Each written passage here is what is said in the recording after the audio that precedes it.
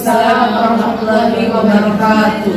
Alhamdulillah, rabbil alamin, salatu wassalamu ala asyrofil anbiya wal mursalin wa ala alihi wa sahbihi ajmain. Alhamdulillah kita bisa berkumpul dan kita melanjutkan mata kuliah pada pagi hari ini, manajemen keuangan. Pada kesempatan kali ini kita akan membahas tentang pengelolaan zakat di Indonesia dengan kelompok pertama atas nama DC Putri, Nur Aisyah Indaryansi, Rukmini dan saya sendiri Idris. Yang pertama adalah Badan Amil Zakat, Infak dan Sedekah atau BASIS DKI Jakarta. Latar belakang berdirinya BASIS DKI Jakarta. Badan ini didirikan oleh Gubernur Ali Sadikin berdasarkan SK Gubernur DKI Jakarta nomor B14/8/18/68 tertanggal 15 Februari 1968. Aspek kelembagaan, tujuan Badan Amil Zakat, Infak dan Sedekah BASIS DKI Jakarta adalah untuk mengelola dana zakat, infak dan sedekah warga ibu kota sesuai dengan syariat Islam agar lebih berdaya guna. Badan Amil Zakat, Infak dan Sedekah. Sumber penerimaan keuangan pada Badan Amil Zakat, Infak dan Sedekah DKI Jakarta meliputi zakat, infak dan sedekah, bantuan APBN serta kelompok lain yang berpendapat dari hasil pengembangan dan pendapatan jasa giro. Keempat, aspek pendayagunaan zakat, 35% untuk aktivitas kemaslahatan dan peningkatan sumber daya manusia, 14% untuk bantuan intensifikasi dan ekstensifikasi zakat, infak dan sedekah, 33%-nya lagi untuk bantuan kesetiakawanan sosial.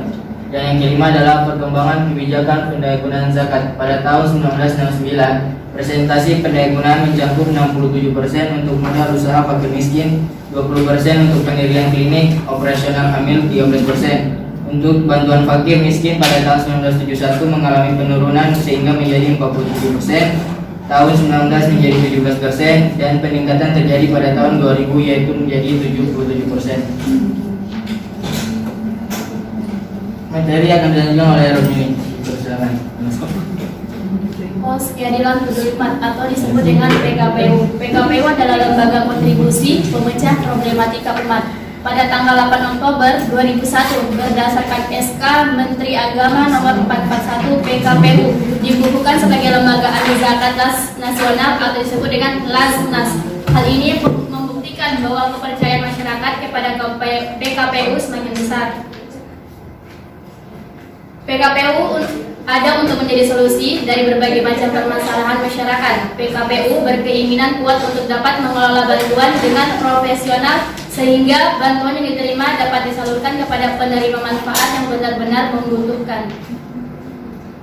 Adapun tujuan PKPU, yang pertama terdepan dalam memberikan solusi masalah kemanusiaan, yang kedua terbangunnya loyalitas donatur dan mitra dalam dan luar negeri. Yang ketiga, adanya tercipta pengembangan lembaga sesuai dengan dinamika dan perkembangan masyarakat.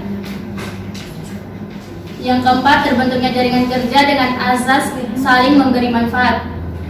Yang terakhir, terbangun solidaritas dalam mengembangkan kemandirian masyarakat. Adapun aspek kelembagaan, Pos Keadilan Pedulimat membangun hubungan dengan donatur atau muzaki dengan menempatkan dirinya sebagai fasilitator karena komitmen yang dibangun oleh lembaga ini adalah memfasilitasi antara dermawan atau donatur dengan duafa di pihak lain.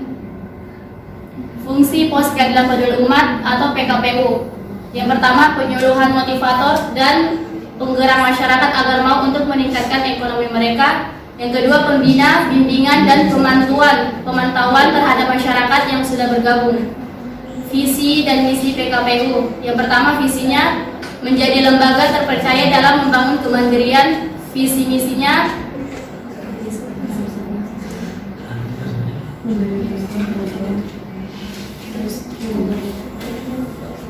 mendayagunakan program rescue, rehabilitas dan pemberdayaan untuk mengembangkan kemandirian. Yang kedua, mengembangkan kemitraan dengan masyarakat, perusahaan, pemerintah dan lembaga swadaya masyarakat dalam dan luar negeri. Yang terakhir, memberikan pelayanan informasi, edukasi dan advokasi kepada masyarakat penerima manfaat. Aspek pendayagunaan masyarakat PKPU yaitu visi penyelamatan kemanusiaan yang meliputi daerah-daerah konflik, daerah bencana, daerah minus, yaitu dan rehabilitas kemanusiaan yang meliputi rehabilitas fasilitas kesehatan air, rehabilitas fasilitas rumah dan pendidikan, rehabilitas fasilitas ibadah, rehabilitasi fasilitas ekonomi. Yang ketiga, membangun masyarakat meliputi pemberdayaan ekonomi masyarakat, pendidikan alternatif, pembangunan pelayanan kesehatan mandiri, dan distribusi hewan kurban. Selanjutnya akan dibawakan oleh Aisyah. Selanjutnya ada perkembangan kebijakan pendayagunaan zakat PKPU. Kebijakan pendayagunaan dana donatur termasuk zakat, maka Pos Keamanan Peduli Umat menyalurkan zakat melalui jaringan daerah yang terdiri dari 5 cabang dan 6 perwakilan Indonesia. Melalui penyaluran tersebut, zakat diperdayagunakan kepada mustahik. Kemudian salah satu kebijakan yang ditempuh adalah pendayagunaan zakat untuk daerah yang terkena. Pertimbangan yang diberikan adalah selain dapat sasaran juga mengandung pemerataan distribusi perekonomian ke lapisan masyarakat desa. Kemudian ada dompet duafa Republika yang disingkat dengan DDR.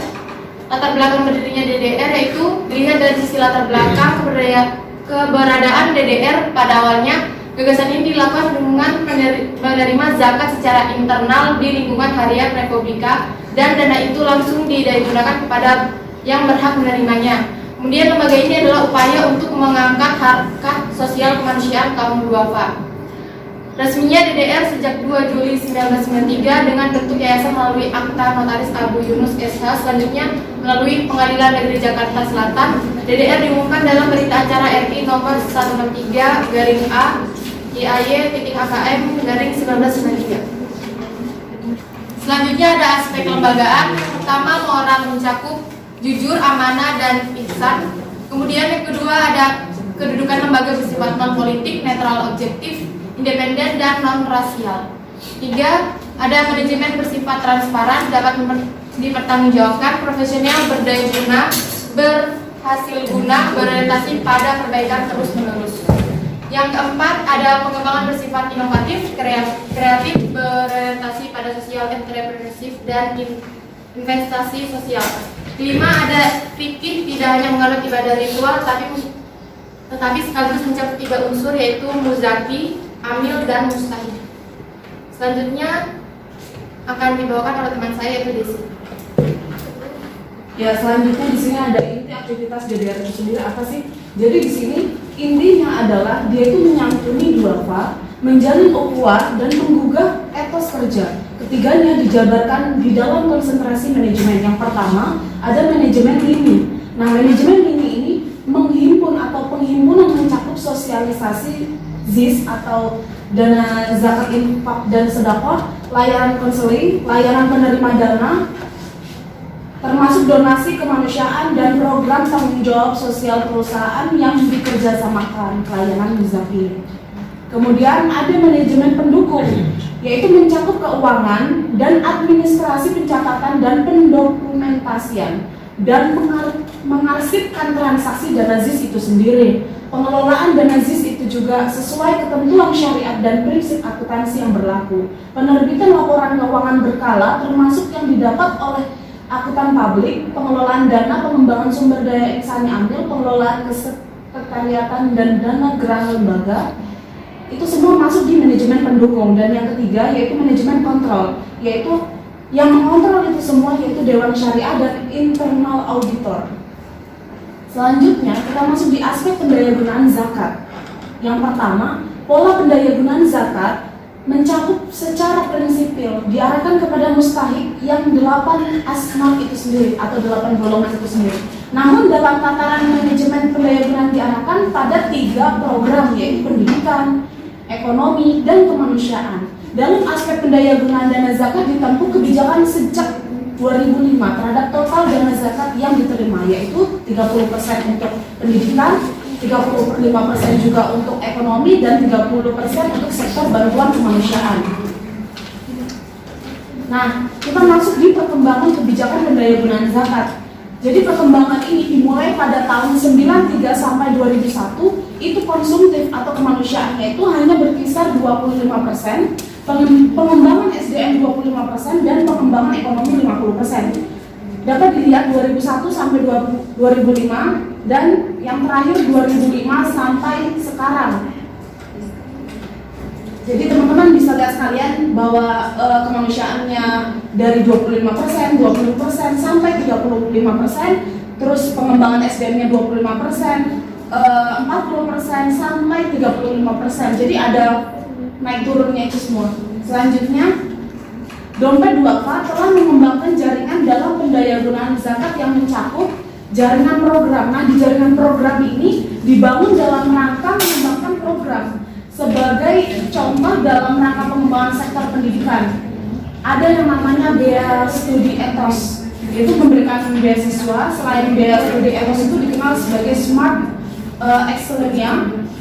Excellencia Indonesia, yaitu menyediakan fasilitas pendidikan setingkat SMP sampai SMA berasrama dan bebas biayanya. Itu jaringan program pendidikan. Nah, yang kedua ada lembaga amil zakat. Untuk jaringan kepada lembaga amil zakat daerah atau LASDA, yaitu Dompet Duafa mengadakan kerjasama. Dalam hal ini, Dompet Duafa mempunyai program dengan dukungan dana zakat, sedangkan LASDA berfungsi sebagai pelaksana program itu sendiri. Yaitu materi dari saya, sekian. Saya kembalikan ke moderator. Baik, itulah hasil presentasi kami. Wilayah tujuan Badan Amil Zakat, Infak dan Sedekah Basis DKI Jakarta adalah untuk mengelola dana zakat, infak dan sedekah warga ibu kota sesuai dengan syariat Islam agar lebih berdaya guna. Badan ini dibangun dengan moto teguh menjaga amanah. Program unggulan yang dikembangkan mencakup peningkatan kualitas sumber daya manusia dengan pemberian bantuan beasiswa, pemberdayaan usaha pedagang kecil di pasar tradisional. Yang kedua adalah selain itu pengelolaan zakat di Indonesia. Yang kedua adalah PKPU. PKPU adalah lembaga kontribusi pemecah problematika umat. Ia tumbuh dari masa di mana masalah multidimensional, konflik horizontal bermunculan merata di masyarakat. Mungkin hanya itu yang bisa kami sampaikan. Dan yang lebihnya kami mohon maaf. Terima kasih atas partisipasi teman-teman. Syukron. Assalamualaikum warahmatullahi wabarakatuh. Waalaikumsalam.